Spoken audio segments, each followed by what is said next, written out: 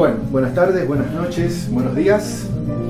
Hola, hola. Nos estamos dando en musicletra.com un lujo, que es el de estar haciéndole una entrevista al señor Paul Dursch.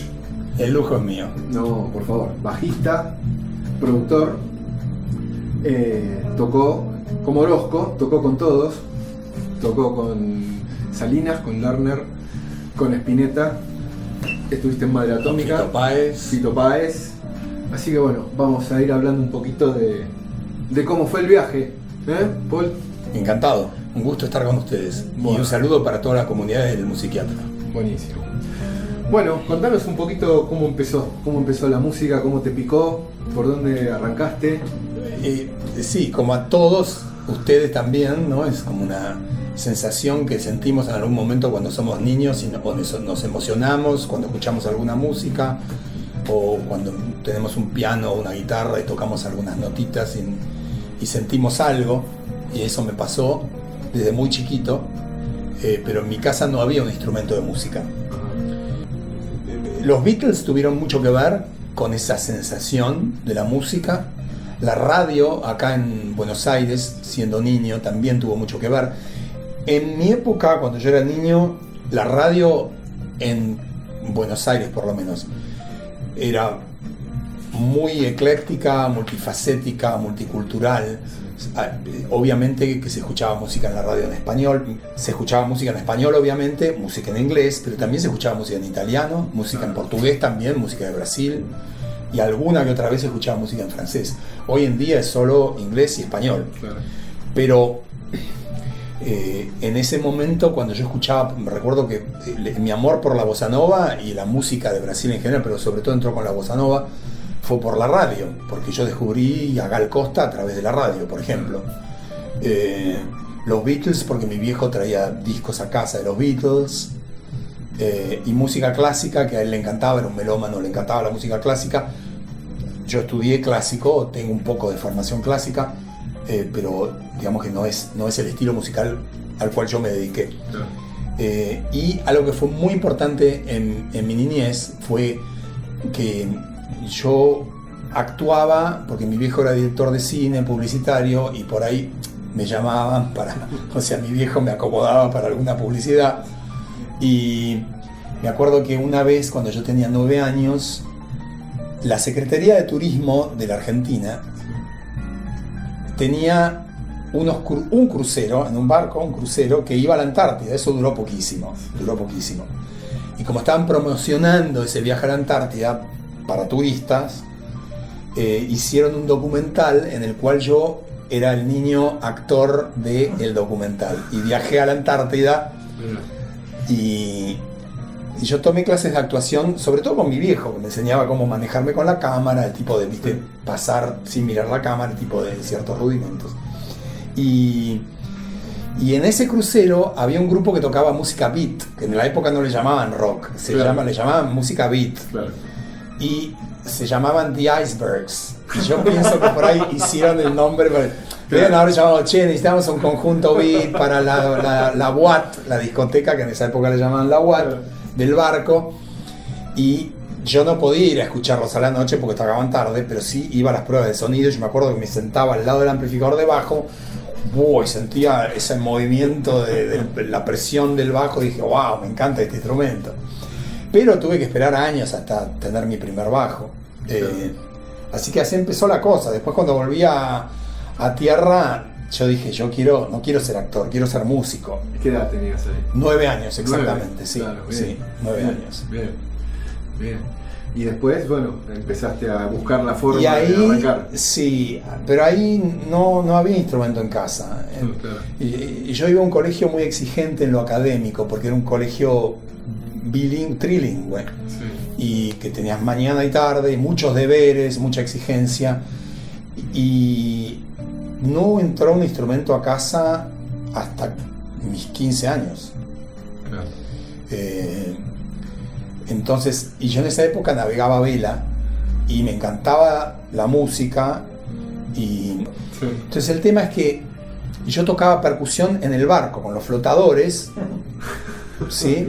Y entonces por ahí armábamos batucadas cuando había calma, chicha, y te estás esperando que venga el viento para iniciar la regata, estás ahí, te comes un sándwich, estás esperando, y armamos batucadas, y yo me recopaba con eso, yo sentía realmente esa vibración del alma con la música. Pero mi primer bajo llegó en el año 76, que fue el año que lo conocí a Andrés Calamaro. Claro. Y mi primer grupo fue con Andrés. Me conseguí un bajo, un Cook violín.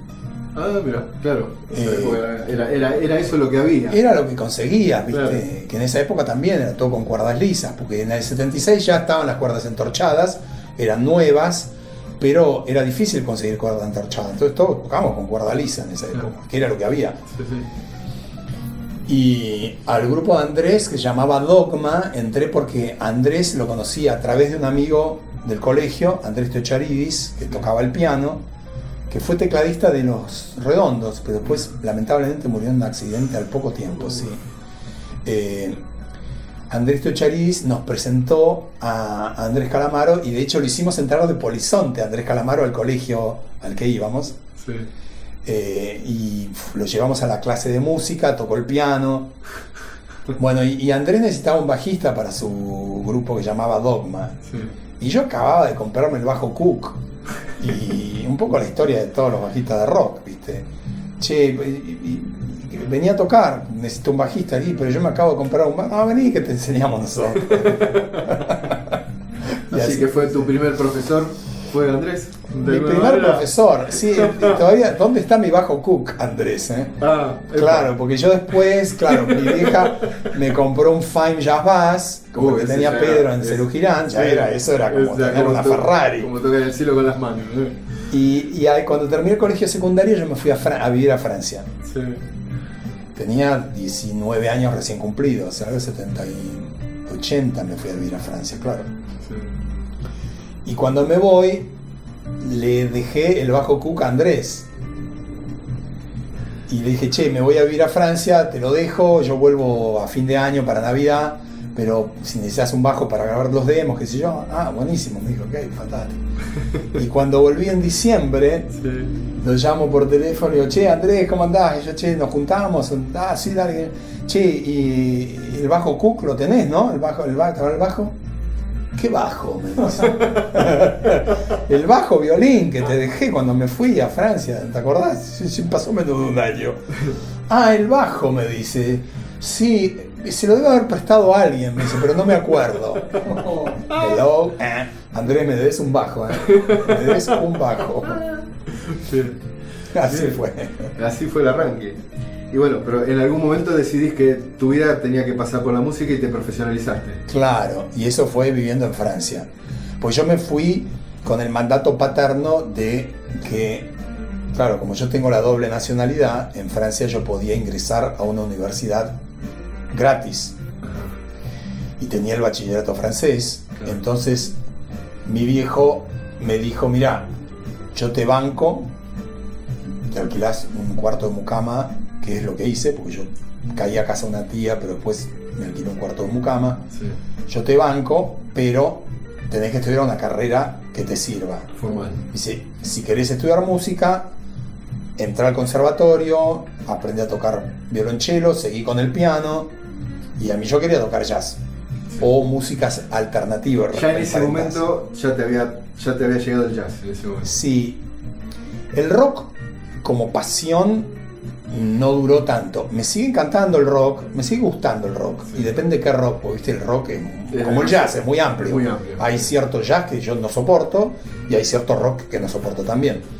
Pero lo que pasa con el rock es que cuando empezás a tocar mejor y tenés más técnica y por ahí te gustan estilos en donde el rock, donde el bajo lo mezclan más alto en la mezcla, por ejemplo. Claro. O sea, el blues. Me fascina el blues, realmente me fascina el blues, y creo que en la música el blues marcó un antes y un después, sí, en la música occidental. Sí. Y eso después, si querés, te hablo del blues. Sí. Pero ¿qué pasa? Escuchás un disco de blues y el bajo está allá lejos, loco, subir un poquito el volumen. O sea, si escuchás un disco de Stevie Ray Vaughan, que era un genio, Pero loco, subí el volumen del bajo un poquito. Claro. Pero en el reggae, en el funk, en el jazz, el bajo tiene más protagonismo. Claro. ¿Y qué pasó? Cuando yo llego a París, empiezo a ir a los boliches a escuchar música y ahí descubrí un montón de otros estilos que acá no estaban. Claro. El funk acá ni existía, el reggae había re poco, Sí. Salsa, olvídate, ni figuraba la salsa. Entonces, en París descubrí otros estilos y bueno, el rock quedó atrás en ese sentido. Claro. O sea, he tocado rock después, pero fue por una cuestión laboral. Por ejemplo, bueno, Spinetta y Fito Páez, yo fui bajista de Fito Páez durante 4 años, no consecutivos, pero en tiempo computado yo toqué con Fito 4 años. Sí. Pero yo a Fito no lo considero rock. A Spinetta tampoco lo considero rock. Yo lo considero música popular argentina, porque Barro tal vez no es rock. No, tal cual. Durazno Sangrando no es rock. No. Hay un montón de canciones de Spinetta que no es rock. Y Fito tampoco. El Muro de los Lamentos no es rock, es folclore. Sí, claro. Y así hay un montón de temas. Ahora, si me ven tocando alguna vez en rock, es porque me gusta el grupo con el que voy a tocar, porque no voy a sumarme a algo que no me guste. Sí. 1, porque me pagan bien. 2, Sí. y porque estoy tocando para mucha gente. 3, o sea, se tienen que dar esas cosas. Claro.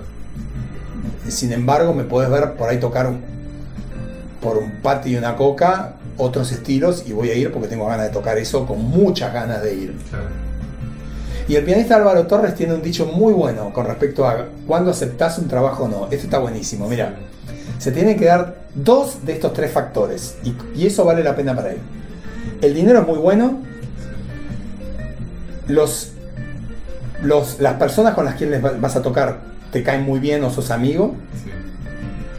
La música que vas a tocar te gusta mucho. El desafío, claro. Si se dan las 3, obviamente es lo ideal. Claro. Pues sí, bueno, hay muy buena plata y te llevas muy bien con los músicos. La música por ahí no es lo ideal, que es lo que más te gusta, pero te vas a cagar de risa y te van a pagar muy bien. Ok, cualquiera de esas 2 que combines, vale la pena Funciona, ir. claro. Sí. Perfecto. Bien. ¿Cuál fue el show más grande en el que participaste? Grande, Mayor cantidad de gente. De mayor cantidad de Sí, gente. sí. Y con Fito Páez, que tocamos en La Plata una vez para más de 100.000 personas. Upa. En La Habana tocamos como para 100.000 personas también con Fito Páez, en Cuba, en el año 93. La gira del amor La después del gira del amor. amor después del amor, Sí, yo claro. hice todos los conciertos de la gira del amor después del amor. Y con Wayne Newton, la Big Band de Wayne Newton, una vez yo no lo podía creer. Tocamos en un lugar, Strawberry Fest, la fiesta de la frutilla. Uno tiene su pasado profesional. Y no lo podía creer. ¿Por qué? Fue, no sé dónde, era un estado del sur de Estados Unidos, ya ni me acuerdo si era Alabama, una cosa, o Kentucky, donde fue que tocamos. ¿Sí? Strawberry Fest, si lo buscamos por internet, seguro ya sale dónde era. Debe existir, claro. Chao, Sí, sí, no lo podía seguramente. creer. Mirá vos. Bueno, estuviste en Estados Unidos también, en algún momento te 13 años, 13, sí, viví 13 años en Estados Unidos. ¿Sí? Fuiste a Boston, a la Berkeley. Sí, yo en el año 1985 era bajista de Fito y de Spinetta al mismo tiempo. O sea, Spinetta Jade y Fito al mismo tiempo. Sí. Y yo ya quería ir, mi meta era ir a estudiar a Berkeley. Hacía años que yo quería ir.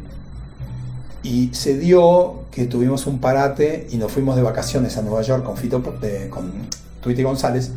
Alquilamos un departamento y ahí yo me la jugué, me grabé unos demos con temas míos y un tema de Van Lins en un aporte estudio en el departamento en el que estábamos, a cassette.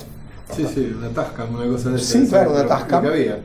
Escribí una carta, porque no había email en esa época, esto era finales del 85, principios del 86, principios del 86 creo que fue, claro, era invierno, allá era invierno. Me escribí una carta en inglés explicando que mi sueño era estudiar en Berkeley, que yo, mi demo, esto que el otro, lo mandé a el comité de becas de Berkeley y obviamente no me contestaron al toque. Sí. Y esas cosas que uno hace cuando es muy jovencito, ¿viste? Que te arriesgás mucho más que cuando sos más grande. Sí, claro. Y lo llamé por teléfono a Fito y le dije que me iba a quedar, que me iba a jugar, me iba a quedar a vivir en Estados Unidos y me la jugaba. Y Fito estuvo divino, me dio su bendición y me dijo que me deseaba lo mejor y que me iba a ir bien, qué sé yo, estuvo divino, y me quedé. Y ahí me fui a Boston sin la respuesta de Berklee. Lo primero que hice, obviamente... ¿Eso fue antes o después del amor después del amor? No, eso fue mucho antes. Mucho antes. Porque claro. la gira del amor después del amor empezó en agosto del 92. 92, claro. Te estoy hablando de principios del 86. Mirá. Y... O sea, 6 años antes fue esto. Claro. Y 6 años y medio antes. Y ahí caí de paracaidista a el departamento de Lapo Guesagui y Liliana. Lapo, que lamentablemente murió hace como 10 años. Y realmente Lapo y Liliana me dieron una mano que no se puede creer. Porque ellos vivían en un monoambiente en Boston, que tenía como un pasillito en la entrada. Y ahí me pusieron un colchón y yo aterricé a casa de Lapo, sin tener la respuesta de Berklee. De Berklee, sí. Obviamente que fui a Berklee a decir, bueno, yo mandé una carta, estoy esperando la respuesta, ahora estoy viviendo en esta otra dirección. Claro. Yo no tenía green card, no tenía permiso para trabajar, no tenía visa de estudiante, no tenía nada. Estaba ilegal, porque ya, no, ilegal no, estaba todavía con visa de turista. Claro. Y bueno, ahí Lapo me dice, vas a tener que laburar, porque dice, ¿cuánta guita te queda? Y me quedan tantos dólares. Y vas a tener que laburar, ¿no? Obvio. Y entonces ahí me empecé a comprar el diario, y un día en el diario necesitaban custom house cleaners, necesitaban a alguien para limpiar casas. Sí. Y entonces ahí me entrevisté con 2 mujeres que tenían esta mini pyme y me enrolaron, me contrataron ilegal a $2.50 la hora para limpiar casas. Y yo, después de haber girado con Fito y con Spinetta, a limpiar casas de rodillas, me llevaban a distintos puntos de los suburbios de Boston y me explicaron cómo limpiar. Y ahí aprendí que primero pasar la aspiradora, porque primero dry work and then wet work, obvio. No vas a pasar el trapo de piso con la pelusa. Primero levantar la pelusa. Me entrenaron como querían que yo limpiara las casas, los baños, todo. Sí, sí. Y a partir de ahí empecé a limpiar casas, esperando la noticia y ahí finalmente llegó la respuesta de la beca completa, pero de escolaridad. Claro. O sea, ahí me vine a la Argentina para tramitar mi visa de estudiante. Claro. Grabé para Spinetta en privé. Sí. Y yo ya estaba allá. Con el pie allá. Claro. Y mientras tramitaba mi visa de estudiante acá fue que grabé en el disco privé de Spinetta. Sí. Me volví a Boston. Pero claro, o sea, la escolaridad no cubría ni vivienda, ni seguro médico, ni comida. No, claro. Y ahí hice cualquier tipo de trabajo. O sea, limpié casas, cociné pizza en una pizzería, repartí pizza, repartí autopartes, y el último trabajo que hice fue mozo en un restaurante paquete francés. Mira. Ah, bueno, ahí Sí, bueno, pero ahí sí ganaba bien. Idioma ahí. Te ayudó el idioma. El idioma, o sea, me ayudó para conseguir el laburo. Pero olvídate, el restaurante francés en Boston, los dueños eran americanos. Sí. Y no había un francés, salvo los mozos, algunos mozos, Claro. eran todos americanos. El menú. El menú, totalmente, Alfredo. Claro. Pero bueno, hice de todo. Bien. Antes de hablar de la Berklee, ¿cómo era laburar con el Flaco Spinetta? ¿Cómo era laburar con Fito? ¿Cómo era la dinámica? ¿Cómo era el movimiento? ¿Venían con las cosas resueltas? ¿Había que simplemente tocarlas? ¿Había lugar para meter lo tuyo? ¿Cómo era eso? Mira, los dos muy perfeccionistas. Spinetta obsesivamente perfeccionista, casi te diría de más para mi gusto musical, porque a veces a mí me gusta un poquito de imperfección, pero él era... Y en esa época era como querían que el bajo y el bombo se casaran mucho, ¿sí? Sí. En ese sentido, muchas veces te tenías que pegar al bombo porque era lo que querían. Claro. Era la época de las máquinas electrónicas, que yo siempre las odié, pero fue una escuela, obviamente. O sea, Sí, claro. para mí tocar con Spinetta era estar tocando con Sí, sí, no sé, el prócer musical de la Argentina claro. en esa época y todavía hoy en día. Sí. Bueno, hay otros, ¿sí? Sí. Fito hoy en día es otro prócer musical, Sí. Piazzolla, sí, pero... Y en esa época, bueno, Fito estaba todavía formándose. Era un genio ya, porque tenía 23 años, y escribía las maravillas que escribía, pero no tenía la experiencia que tenía Spinetta. Claro. Él, ni en el estudio ni en vivo. Spinetta, el que mejor pagó de lejos.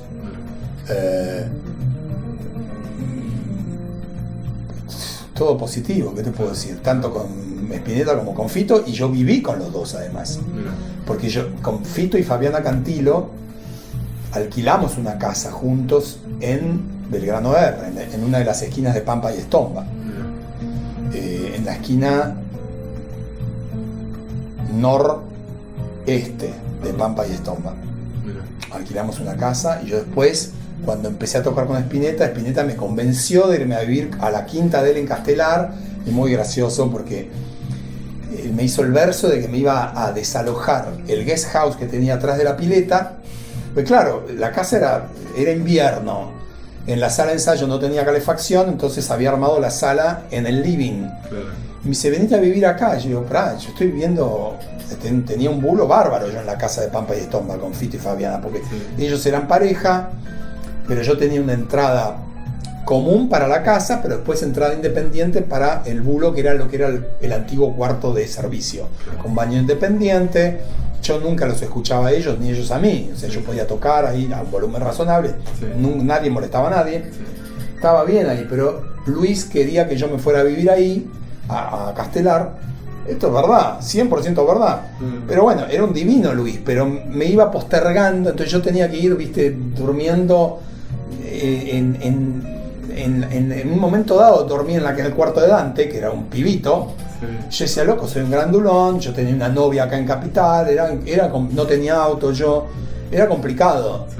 Y yo ya había liberado mi lugar en lo de Fito, ni loco iba a decirle, che, Fito, Fabi, mirá, ¿me puedo volver a vivir ahí? O sea, al final me alquilé un departamento en el centro y le dije, che, Luis, mirá, me alquilé un departamentito en el centro.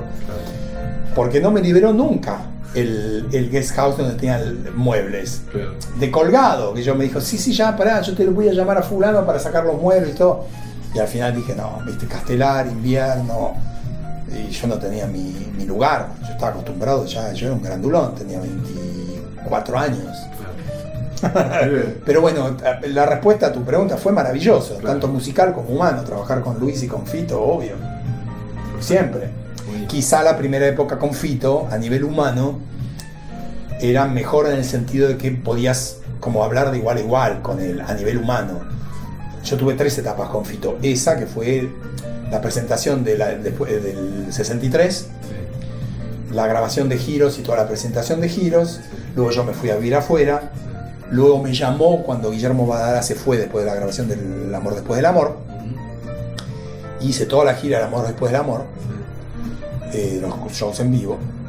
Pero ahí ya Fito se convirtió en una mega estrella. Entonces ahí ya como que, viste, si bien había una relación de amistad, estabas con una estrella. Claro. Y mi última etapa con él fue la presentación, toda la gira de presentación de El Mundo Cabe en una Canción, que fue 2006-2007. Y ahí trabajaba con una estrella, mega estrella, y ahora ni me quiero ni imaginar. Todo bien, pero la verdad debe ser dicha. Cuando trabajás con una mega estrella, tenés que medir tus palabras. Claro. Es así, me pasó con Wayne Newton, con Jessica Simpson en Estados Unidos. Todo bien, el trato puede ser ameno y cordial, pero estás trabajando con una mega estrella. Bueno, Berklee, a ver, ¿qué fue allá? ¿Qué significa estar en Berklee? Bueno, siendo un argentino acostumbrado al movimiento local, de repente ir allá, ¿no? Sí, bueno, ante todo, infinitamente agradecido.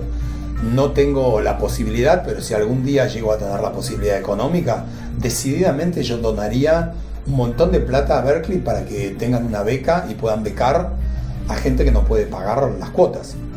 Pero muy agradecido. Me cambió la vida para bien. Ahora, ¿aprendés mucho? Sí. Hoy en día lo que aprendés musicalmente en Berklee, ¿lo podés aprender en otro país? Sí. Claro, más que nunca. Es otro momento ahora. Es otro momento porque está YouTube, Internet, podés descargarte un libro en PDF, podés descargarte audios, podés darte una clínica de fulano o mengana en YouTube, la información ya está en todo el mundo. Ex graduados de Berklee, estamos dando clase en todo el mundo. Yo de hecho soy profesor en el Instituto Terciario Tamaba, que es un gran instituto, es privado, pero muy accesible, acá en Buenos Aires, donde tenés docentes de super nivel. Está el Pollo Raffo, que es una eminencia, Alejandro de Mogli, que es un guitarrista de la hostia, Fernando Martínez en la batería, ¿quién más? Hay Alejandro Santos, hay un montón de docentes, pero de top nivel. Entonces, estés en Buenos Aires, en París, en Roma, donde sea, hoy en día la información la podés tener. Claro. Lo que te da Berklee, que no es menor, son los contactos. Claro. Que es lo que te da toda buena escuela. Claro. Son los contactos. Ahora, la vida en Boston como estudiante extranjero y es dura y es sacrificada. Claro. Sos joven, tenés la testosterona full. Entonces es normal que un hombre soltero de 25 años quiera buscar conectarse, en mi caso, con el sexo opuesto. Sí. Y las señoritas no te dan ni bola si no tenés auto, porque es una sociedad muy materialista, es la verdad. Entonces es soledad. En ese lado, con el sexo opuesto, es soledad. Luego, privaciones económicas. Realmente cuando llegas a fin de mes vivís a espagueti y agua de la canilla, porque no te alcanza la guita para comer lo que querés comer. Te morís de frío en invierno, porque salís de tu casa y tenés esto de nieve, entonces tenés que andar con botas altas para ir caminando hasta Berklee. Te tiene que encantar la música. Totalmente, súper sacrificado. Te tiene que encantar la música. Y sí. Y sí, entonces no hay que idealizar tampoco, no es como que ¿es divertido? No es divertido. ¿Pasás momentos divertidos? Sí, obvio, te cagás de risa en muchas ocasiones. Pero no es como para decir, idealizo mi etapa en Berklee, los 4 años que estuve en Boston. No. Es sacrificado. Bien. ¿Y saliste de la Berklee? Salí de ahí. Mi sueño, o sea, mi meta, que no la cumplí, era irme a vivir a Brasil. Ajá. Porque Brasil tiene para mí lo mejor de los 2 mundos, de los 3 mundos, que es un clima que me gusta, porque me gusta el calor, tiene mar, música, tiene la música de Brasil, que es súper rica, pero aparte tenés funk muy bueno, porque en Brasil manejan muy bien los códigos del funk. Y tenés muy buen jazz hoy en día también, porque antaño, y me acuerdo haber leído una vez un reportaje de los músicos de Crucis, que era un gran grupo de rock argentino, buenísimo, Crucis, sí, tremendo, a nivel internacional, rock progresivo internacional. Y me acuerdo que una vez tocaron con un grupo brasilero, no sé si compartieron escenario, y que los brasileros decían, bueno, nosotros somos menos técnicos que ustedes, porque tenemos garota, playa, qué sé yo, no me acuerdo qué grupo era, pero me acuerdo siempre de eso. Y ustedes son más técnicos y tienen ese vuelo. Bueno, hoy en día no es así. Hoy en día en Brasil tenés gente que se toca todo a la enésima potencia. Sí, entonces esas canciones que parecen baladitas, pero que armónicamente pasan 3.000 millones de cosas. Junior Braguiña y todo, Junior Braguiña y mucho, ¿viste? Sí. Bueno, Artur Maya, que murió lamentablemente. Artur me invitó a tocar en un concierto de él cuando fuimos a tocar con Fito. Él tocaba en Niterói y me fui con un amigo a tocar y me invitó a subir a tocar, estuvo divino, sí. Qué grande. Sí. Qué malo. Pero no fuiste a Brasil, te quedaste en Estados Unidos después. Fui de turista, pero no, me quedé mira, cuando terminé Berklee, hay veces que se alinean los planetas y te van saliendo una oportunidad tras de otra. Y de hecho, uno aprende a los tumbos en la vida, ¿sí? Y pienso en esa frase que se le atribuyen a Ringo Bonavena, que la debe haber hecho él, pero no sé si es eso de que la sabiduría es un peine que te da la vida cuando te quedas pelado. Yo cuando era jovencito tuve una racha de oportunidades que se me dieron una atrás del otro. Entonces yo pensaba que la vida era eso. Entonces después desaproveché oportunidades porque yo pensaba que la vida era así para mí. Me llama Fito. Al toque me llama Spinetta. yo estaba con Fito, lo convencí a Spinetta y a Fito de, che, me quedo con los dos, y total, Luis, vos no tocás tan seguido, ¿por qué no hablan? Los managers hablaron y me pude quedar con los dos. Mando una carta a Berklee y me dan una beca completa. Sí. Termino Berklee y pasa esto. Cuando yo estaba ya rindiendo mis exámenes finales, veo en la cartelera de anuncios de Berklee que decía, busco bajista recibido del programa de producción musical e ingeniería de sonido para un trabajo en Zurich, en Suiza. Para un trabajo formal en Zurich, Suiza. Llamar a tal número. Chao. Fui a un teléfono público. Tenía tu nombre. Para mí. Llamo y me entrevista Claude Schwartz, guitarrista ex alumno de Berklee, que había abierto una escuela privada de música en Zurich. Sí. Era para mí. Me entrevistó con él, me dijo, sí, perfecto, te contrato, te venís, que y los papeles de laburo, porque yo tengo ciudadanía argentina y francesa. En esa época la tenía también. Sí. Y me dice, no, yo te consigo los papeles. Y Suiza no es parte de la Comunidad Europea, entonces, y de todas maneras en esa época todavía no estaba el euro. 1990, era finales del 89, principios del 90. Bueno, me vine acá a hacer una escala.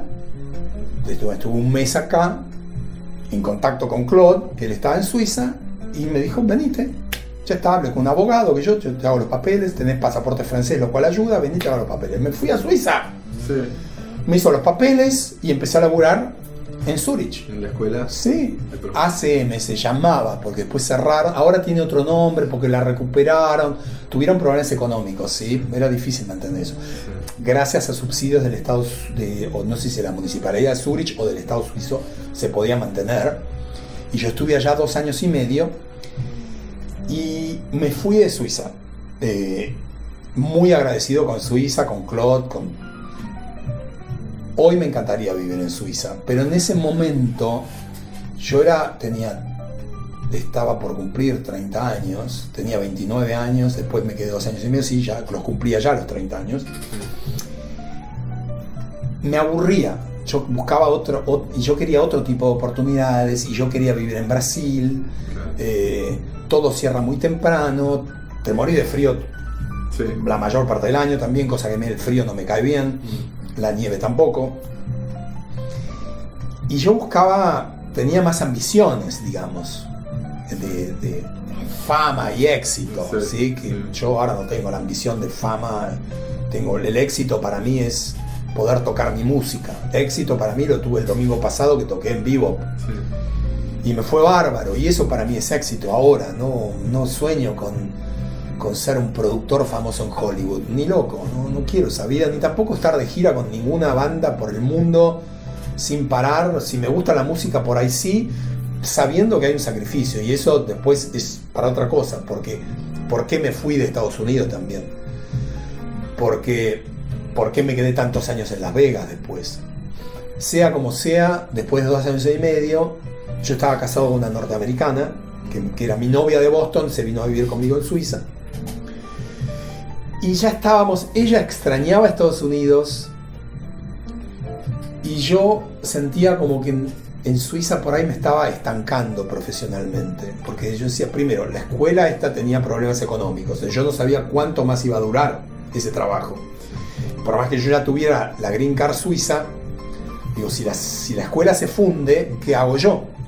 Tengo que salir a buscar laburo, ¿y qué hago? Y entonces, justo en ese momento que estábamos con mi ex esposa pensando en ir a vivir de vuelta a Estados Unidos, me llama Fito Páez para venirme a hacer la gira El amor después del amor. Y fue ahí que yo me vine a la Argentina y estuve 2 años, la gira duró 2 años, y ahí mi ex esposa quería volver a vivir a Estados Unidos, y yo le dije, ok, vamos a Estados Unidos, pero con una condición, vamos a la costa oeste, porque yo la nieve y el frío no quiero saber nada, ni de Boston ni de Nueva York, olvídate, vamos a Los Ángeles. Sí. Y ahí nos fuimos a Los Ángeles. Bien. Estuve en Los Ángeles un tiempo y enganché, hay otra, ¿viste? Las oportunidades que se te van dando una atrás de la otra. Claro.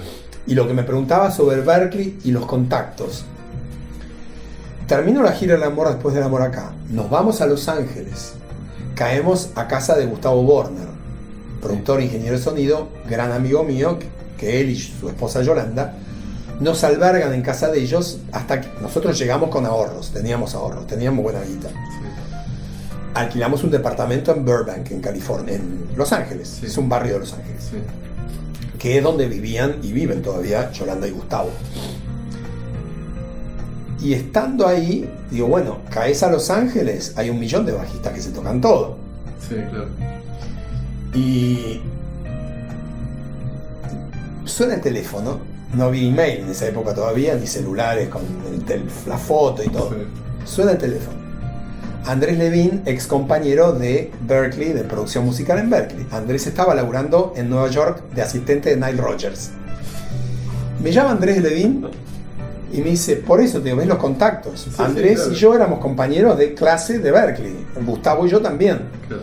Me llama Andrés Levin y me dice, che, te recomendé para una audición. Me dice, ¿oíste hablar de Cecilia Noel? No. Bueno, mira, es una gran cantante, tiene una banda de la hostia. Te va a llamar porque están audicionando bajistas. Ok, me dice, anda. Me dice, acordate de lo que te dije. Me dice, anda. Bueno, ¿qué onda tocan? Latin Funk. Me dice, no te doy más detalles. Vos anda. Ok. Me llama Cecilia. Sí, estamos audicionando bajistas, que Andrés Levin te recomendó mucho. Te voy a llevar un cassette, en esa época era cassette, año 1994. Sí, 94. Te voy a llevar un cassette con el show en vivo, con los temas que hacemos tal cual. Vamos a hacer eso en 2 semanas.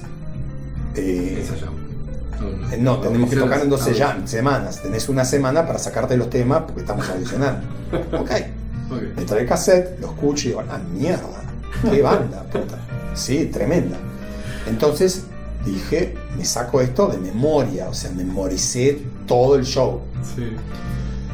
Yo había comprado ya un auto, tenía una Break Volvo y tenía una heladera Ampeg. Porque dije, California, Break Volvo, allá hay rampa para discapacitados en todas partes. Me compré la heladera Ampeg, con arriba le ponía un bafle chiquito así, que todo eso lo vendí yo, me lo tendría que haber traído a la Argentina.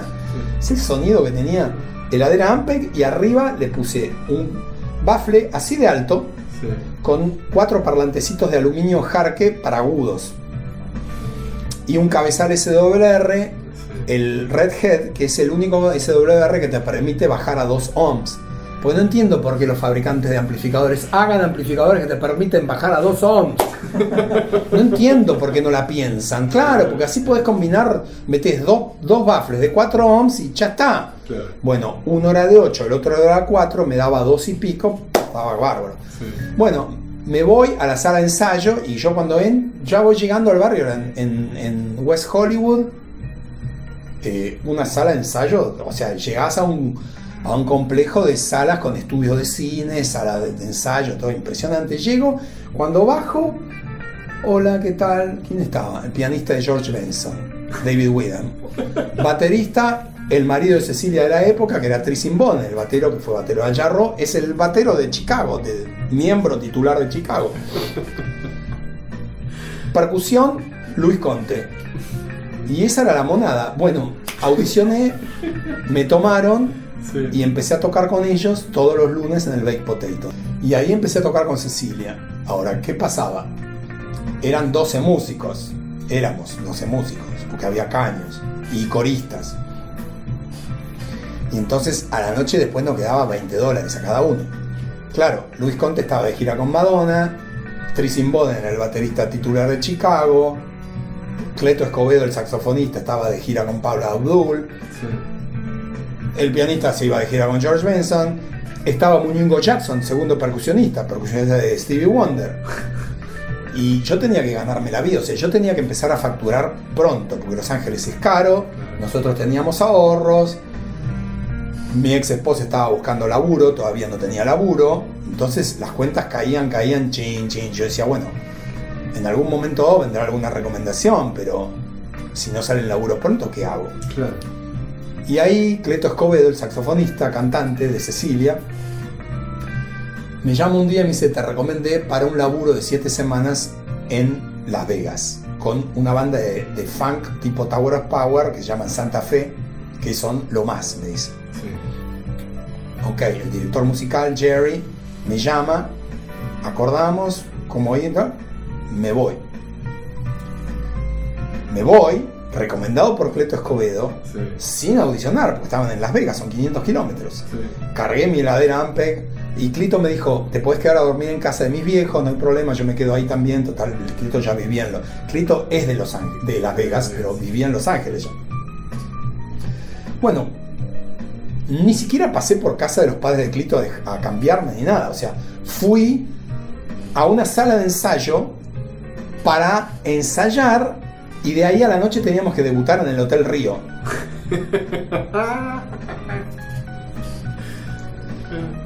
Cuando decirlo de vuelta. ¿Llegaste a Las Vegas? Llego a Las Vegas. ¿Fuiste a la sala de ensayo? Fui a la sala de ensayo a tocar con una banda que no me había escuchado tocar nunca. Okay. Ni siquiera porque no había YouTube. ¿Y el show era? Esa noche. Y cuando... pero peor, porque me pasó esto. Tenía que cruzar el desierto del Mojave. Sí. Bueno, yo voy con mi Volvo y de repente veo que me empieza a salir un humo raro y la aguja se va al rojo mal, así. ¡Wow! Y yo freno, puta madre, boludo, no. Recalentó mal en la camioneta. Sí.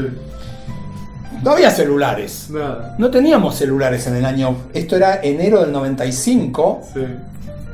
Está bien, es invierno, pero es el desierto, y yo con el auto ahí, miércoles.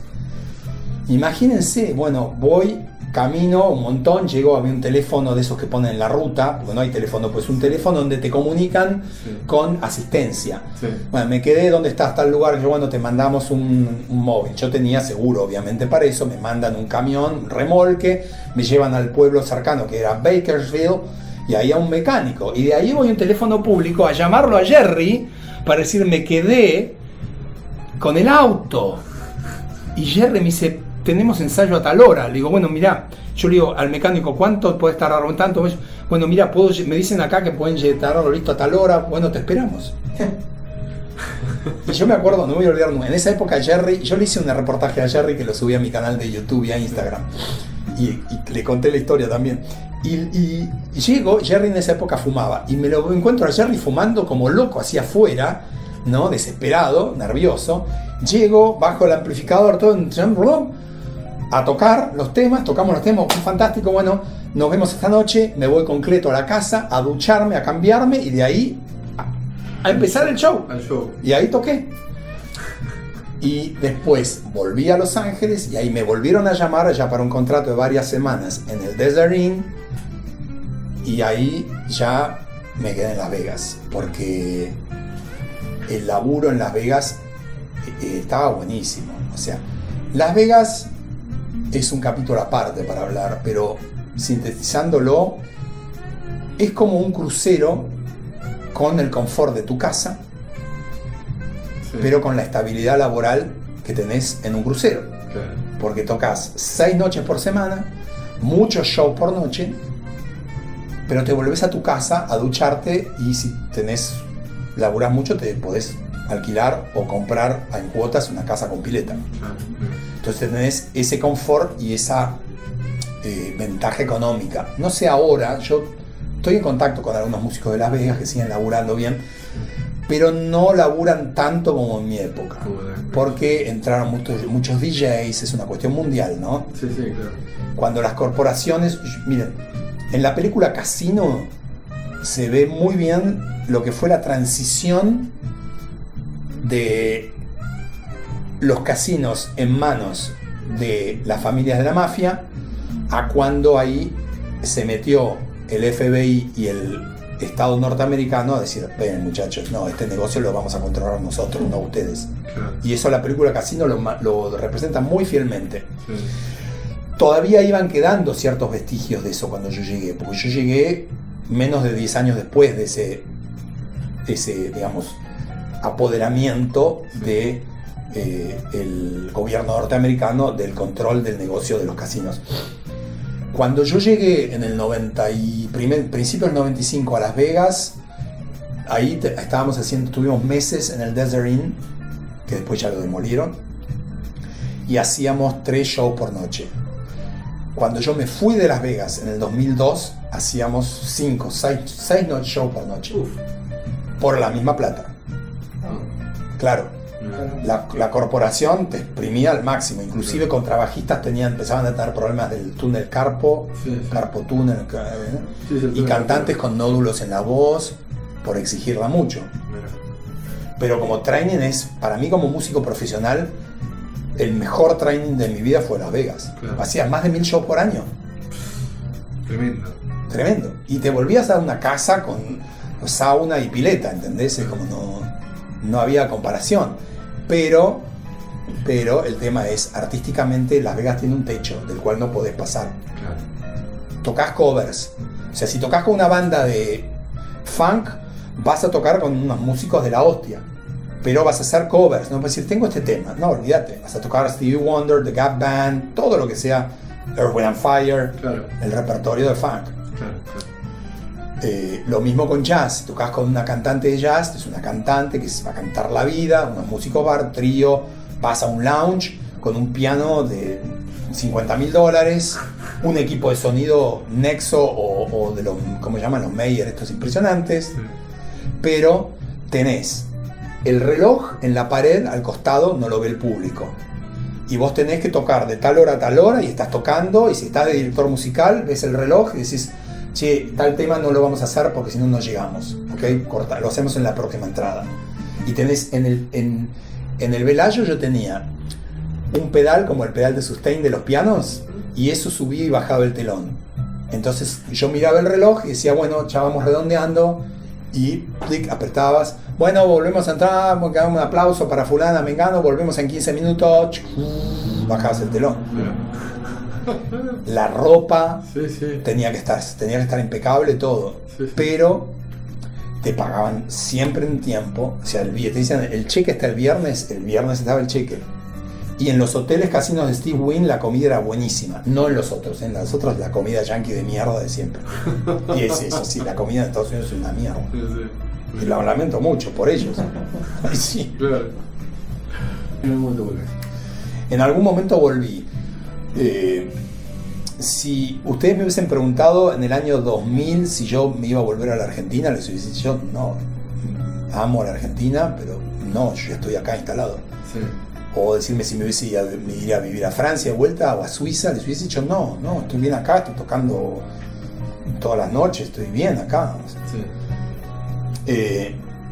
Pero lo que a mí me detonó el sueño americano fue como una demolición controlada puede destruir un edificio, que fue el 11 de septiembre del 2001.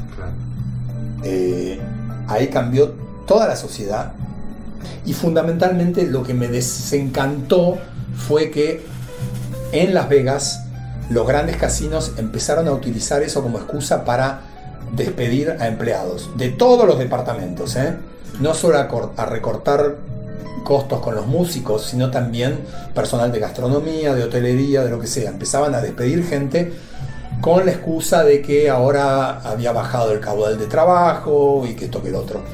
Y después toda la paranoia de tus vecinos que te traen una bandera, poné para brisas porque ahora estamos siendo atacados.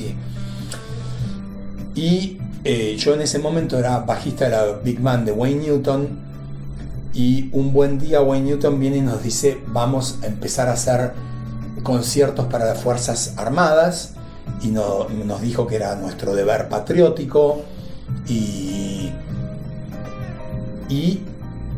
esto es verdad, Wayne, esto es verdad. Nos dijo que lo teníamos que hacer gratis, y ahí nosotros, algunos músicos de la Big Band, nos comunicamos con el sindicato de músicos de Las Vegas, y del cual yo nunca renuncié, y ahí vengo, no hace falta cortar la cámara, acá está, yo sigo siendo miembro del sindicato de músicos de Las Vegas, y nos quejamos, dijimos, momento, o sea, yo dije, Yo soy músico profesional. Si tengo que ir a tocar a bases militares, voy a tocar a bases militares. Pero páguenme. Porque el piloto cobra, los soldados cobran, los mecánicos cobran. Yo tengo que cobrar. Y logramos que el sindicato de músicos de Las Vegas intervenga y nos terminaron pagando. Ahora, ¿qué pasó? Yo soy músico, esa es mi elección y voy a ser toda mi vida músico y autor, compositor y productor musical, pero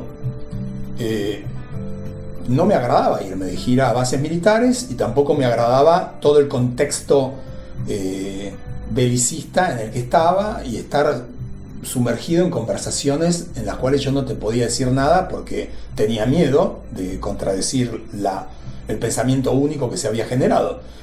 Entonces, después de tocar en algunas bases militares, me replanteé mucho el futuro de mi vida en Estados Unidos, y además pasó otra cosa, y es que al yo querer dejar de tocar en la Big Band de Wayne Newton y volver a trabajar como sesionista en Las Vegas, me enfrenté con algo que yo no había previsto cuando acepté ser director musical en el Velayo, y es que yo no quería seguir trabajando de director musical porque es demasiada responsabilidad. Yo prefería ser sideman. Ganás menos, pero tenés menos responsabilidad. Y ya no me contrataba nadie como sideman. ¿Por qué? Porque yo ya había trabajado durante más de un año como director musical. Entonces los otros directores musicales, por una cuestión que es humana y comprensible, no te quieren tener en su banda. Claro, un director musical acá conmigo. Aparte porque yo había tenido un puesto muy importante. Director musical en los hoteles de Steve Wynn es lo máximo que puedes aspirar como director musical. Entonces, si yo quiero trabajar de sideman en Boulder Station, o en el Frontier, o en el Río, los directores musicales de esos otros casinos es como que te miran como podés llegar a ser una futura competencia. Lo entiendo. Quizás yo haría lo mismo en sus lugares. Entonces dije, ¿qué hago acá? O sea, ¿qué hago acá? O sea, si hay algo que... Yo conocí otro Estados Unidos. Antes del 11 de septiembre, Estados Unidos era un país donde nadie te preguntaba, si tenías acento, nadie te preguntaba de dónde eras. O sea, era un país que realmente te acogía y la meritocracia existía. Y eso es algo que siempre admiré de Estados Unidos. La meritocracia. Es decir, tu puesto te lo ganás porque estás calificado para esto. No porque necesitamos contratar al amigo de fulano o por otro tema. Es, can you play? Prove it. Yes, he can play. Te llevas bien, aparte por el lado humano es importante. ¿Podés tocar bien? Sí. ¿Tenés buena onda? Sí. Ok, el laburo es tuyo. No importa si sos amigo o no amigo, esto que el otro. Por eso también Estados Unidos es un país donde, por esa competitividad que tuvieron siempre, han siempre puesto gente en todos los aspectos, inclusive en el deporte o en la ciencia, gente idónea. Eso está cambiando, para peor. Entonces, redondeo, ¿por qué me fui a Estados Unidos? Se empezaron a generar estos tipos de problemas y al mismo tiempo mi madre, que todavía está viva y ahora tiene más de 90 años, estaba empezando a tener problemas de salud y está sola acá. Entonces yo dije, bueno, ¿quién se ocupa de mi madre? Se juntaron esos factores y fue así que yo entonces entré en una crisis muy grande.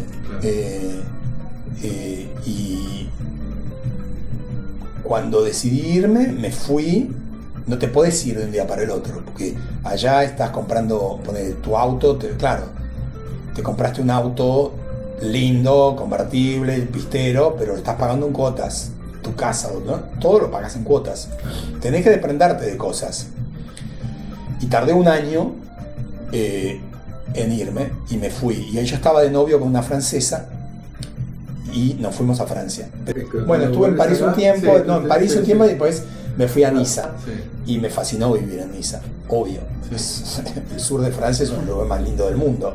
No es por nada que todos los millonarios ingleses y rusos viven ahí. No son boludos. El bajista de Rolling Stone, Bill Wyman, vive ahí. No son tontos. Todos tienen casa ahí. Los de YouTube, los Rolling Stone, todos tienen casa ahí. Ahora, no hay industria de la música ahí. Para esto te lo resumo. para laburar de músico en Niza o en el sur de Francia, tenés que ser local, y en Niza sobre todo, porque no te aceptan aunque sea francés de otras regiones. Y el circuito de la música es, o enseñás, para lo cual tenés que tener el título habilitante de francés, un título de Berklee no te habilita, o tenés que estar en el circuito de casamientos, bar mitzvahs, y tocas en Mónaco, en fiestas privadas, y ahí podés ganar bien, pero tenés que estar en ese circuito y tenés que ser amigo y tenés que haber nacido ahí. O tocas con los grupos de rock ingleses que tocan en los pubs ingleses, y eso es lo que terminé haciendo yo. Pero dije, bueno, yo para estar tocando cover de Oasis, de YouTube, para borrachos ingleses en boliches en el sur, viste, ir de Cannes a Antibes y acá, no, esto no es lo que yo quiero. Entonces me vine acá de vacaciones en un momento dado a ver a mi vieja también, y ahí me llama Alejandro Lerner, que se enteró que yo estaba acá, y ahí ya enganché y me quedé, y ya pasaron 18 años. Claro. Ahí estuviste con Lerner, después estuviste con Salinas. Con Lerner estuve 3 años, después estuve con Fito, la gira de presentación de... Con Fito también, sí. claro, de vuelta. Paralelamente estuve con Salinas, con Lito Pumer, ¿con quién más? Madre Atómica, ¿en qué época fue? Sí. Mucho antes, ¿no? Eso fue mucho antes, y si bien mucha gente lo llama Madre Atómica, y es comprensible que lo llamen así porque hacíamos todos los temas que después grabaron con Madre Atómica, no era oficialmente Madre Atómica. Salíamos anunciados como Pumer, Fontana, Masaira, Durge, no sé en qué orden. Sí. Esto fue antes de que yo tocara con Spinetta. Esto fue en 1984. Claro, sí. Yo era un pibito. Y fue una gran escuela, esa fue una de mis mejores escuelas musicales, porque tocar con Lito Pumer y con el Mono Fontana en aquella época, yo tenía 23 años y lo único que tocaba yo era funk, pues yo venía de eso, ¿entendés? Sí. Funk, tema de Javan, Gilberto Gil, está buenísimo, Sí. pero por ahí había temas del Mono Fontana que eran una complejidad y había que estar ahí transpirando, ¿sí? Claro.